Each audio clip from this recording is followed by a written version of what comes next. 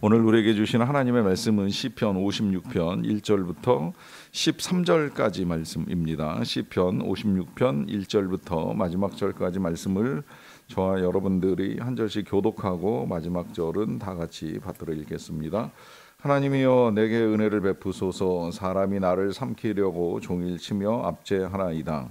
내 원수가 종일 나를 삼키려 하며 나를 교만하게 치는 자들이 많사오니 내가 두려워하는 날에는 내가 주를 의지하리이다. 내가 하나님을 의지하고 그 말씀을 찬송하올지라. 내가 하나님을 의지하였은즉 두려워하지 아니하리니 혈육을 가진 사람이 내게 어찌하리이까. 그들이 종일 내 말을 곡해하며 나를 치는 그들의 모든 생각은 사악이라. 그들이 내 생명을 엿보았던 것과 같이 또 모여 숨어 내 발자취를 지켜보나이다. 그들이 악을 행하고야 안전하오리이까. 하나님이여 분노하사 뭇 백성을 낮추소서. 나의 유리함을 주께서 계수하셨사오니 나의 눈물을 주의 병에 담으소서. 이것이 주의 책에 기록되지 아니하였나이까. 내가 아뢰는 날에 내 원수들이 물러가리니 이것으로 하나님이 내 편이심을 내가 아나이다.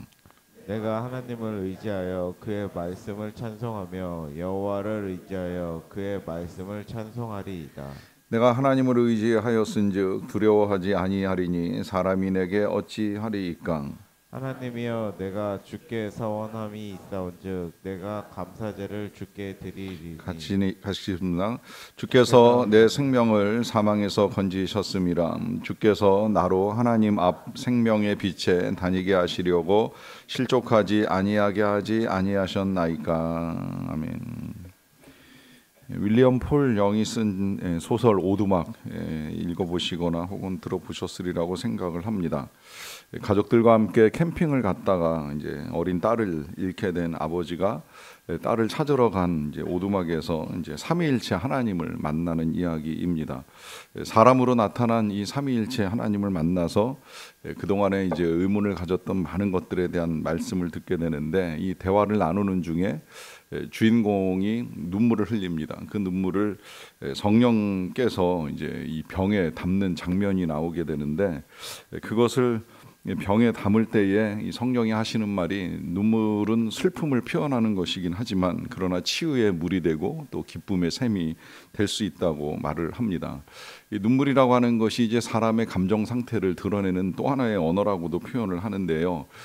이 영화에서 나온 그 장면이 제가 생각할 때에는 이제 오늘 본문 8절에서 근거한 것이 아니겠는가 하는 생각을 합니다. 나의 유리함을 주께서 계수하셨사오니 나의 눈물을 주의 병에 담으소서라고 하는 표현이 나옵니다.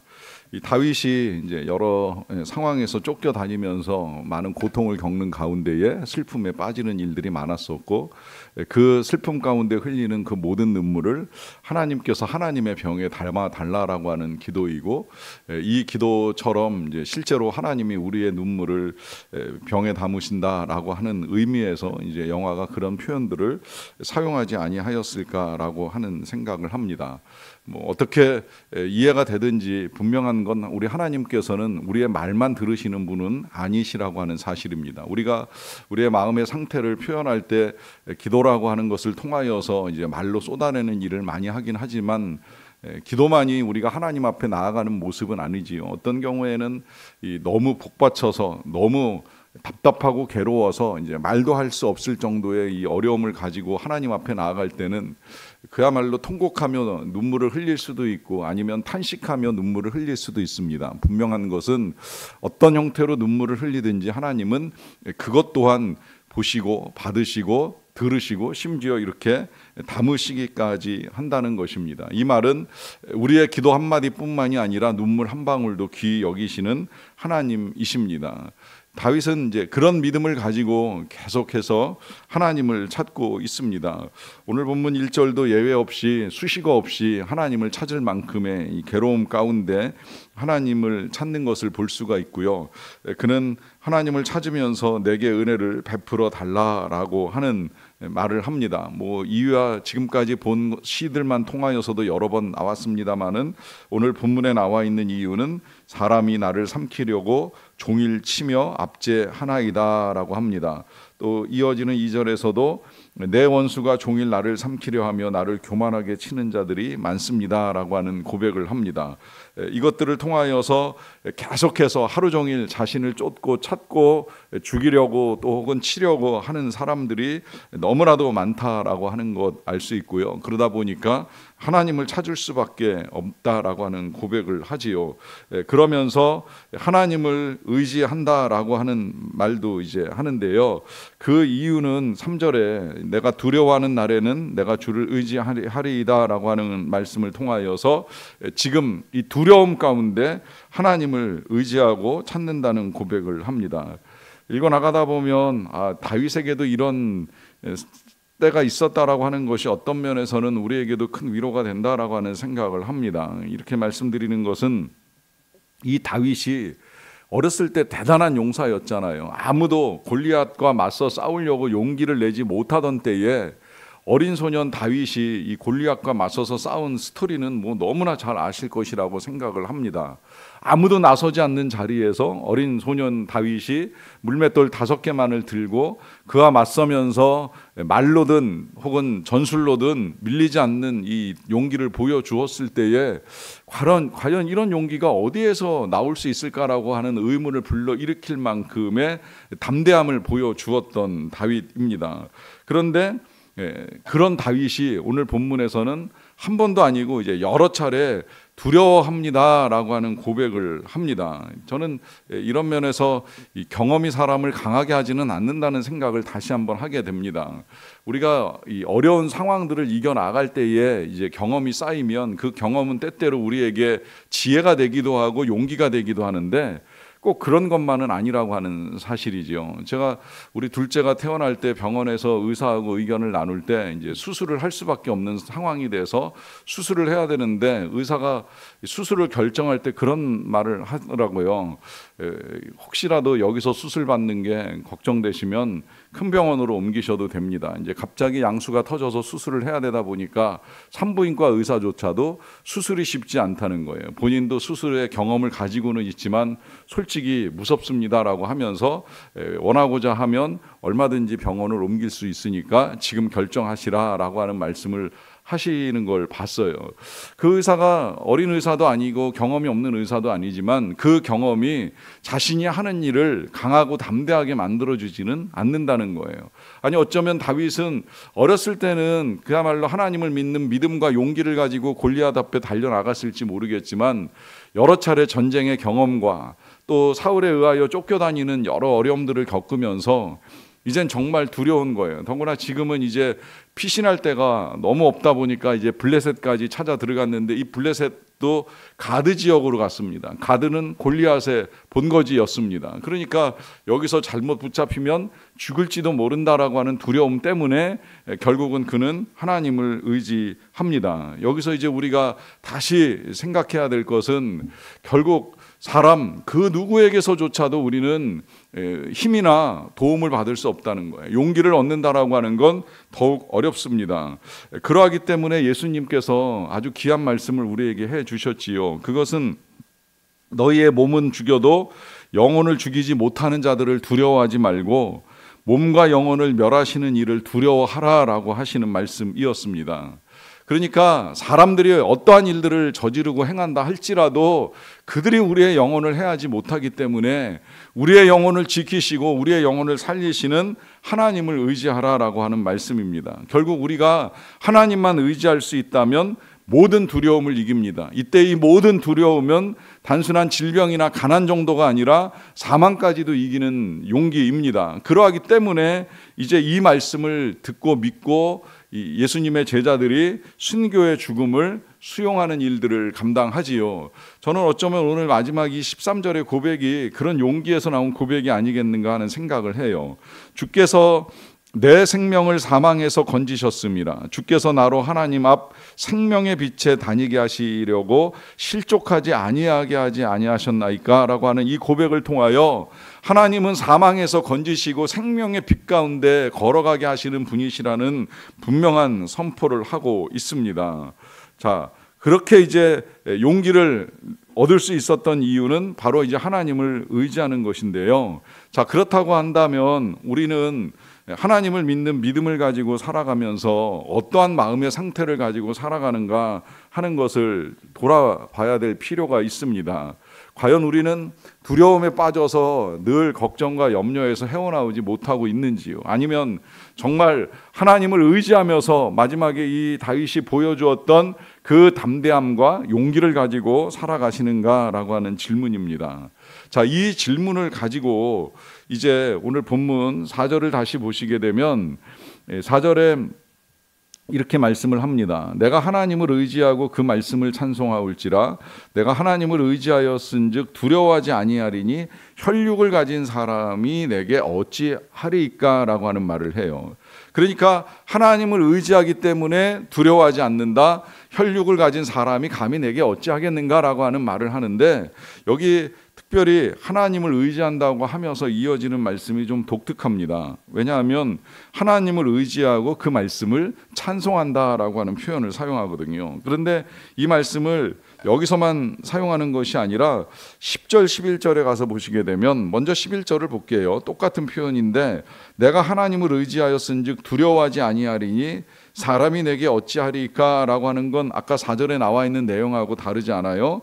그러면서 이러한 고백을 하기 이전에 10절에 보시게 되면 내가 하나님을 의지하여 그의 말씀을 찬송하며 여호와를 의지하여 그의 말씀을 찬송하리이다 라고 합니다. 자, 보시면 하나님을 의지해서 결국 이 다윗이 이루어가는 일들은 뭐 적과 싸운다 내지는 뭐 전쟁에서 승리한다라고 하는 고백이 아니라 하나님의 말씀을 찬송한다라고 하는 고백을 하고 있어요. 이상하지 않습니까? 왜 하나님을 의지하는데 하나님의 말씀을 찬송하는 결과를 얻게 될까요? 자, 이에 대해서 팀 켈러 목사님이 묵상이라고 하는 책에서 이렇게 풀어주시더라고요. 하나님의 말씀은 그냥 읽는 것이 아니라 찬양하는 것입니다. 자, 이게 그분께서 이제 풀어주신 내용의 전부이긴 한데 하나님의 말씀은 그냥 읽는 것이 아니라 찬양하는 것이다라고 하는 이 말씀 읽으면서 맞다라고 하는 생각이 들었어요. 왜 그럴까요? 자, 찬양을 하는 이유는 어디 있겠습니까? 우리가 아무 것이나 혹은 아무에게나 찬양을 하지는 않지요. 찬양 받을 만한 대상을 찬양합니다. 그렇다면 찬양 받을 만한 대상이라고 하는 것은 존귀해야 됩니다. 그 존귀하신 분이 하나님이시지요. 예수님이십니다. 그러니까 우리가 예수님을 찬양하고 하나님을 찬양하는 건 뭐 너무나 당연한 일이지요. 허접한 대상을 놓고서 찬양을 할 수는 없어요. 그런데 그 존귀함의 가치는 하나님과 예수님께만 있는 것이 아니라 말씀에도 있다는 거예요. 이 말씀이 얼마나 존귀합니까? 이 말씀이 얼마나 귀합니까? 우린 말씀을 얼마나 귀하게 여기고 있습니까? 여러분, 이 말씀, 하나님의 말씀은 천지를 창조하시던 말씀입니다. 이 하나님의 말씀은 이스라엘 백성들을 구원하시던 말씀입니다.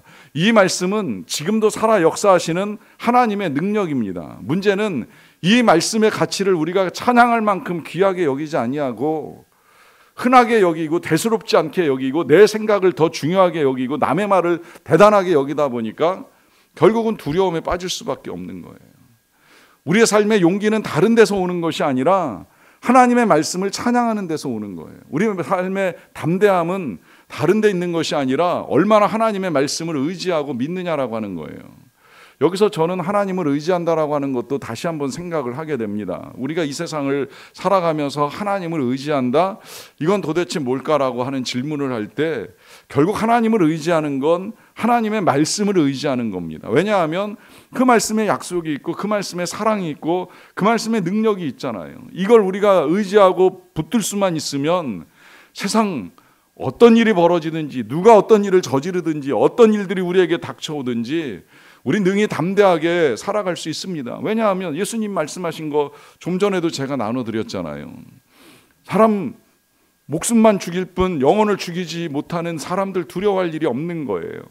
그러나 우리의 목숨을 살리고 영혼을 살리시는 분이 하나님이시니 그 하나님이 우리를 사랑하신다고 말씀하시니 우리는 오늘 하루도 얼마든지 담대하게 살아갈 수가 있기 때문입니다.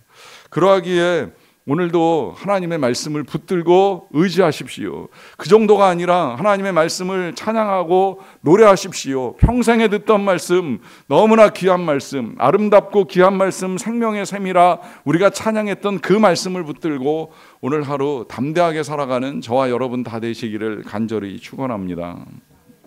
기도하겠습니다. 사랑과 은혜가 풍성하신 아버지 하나님 감사합니다.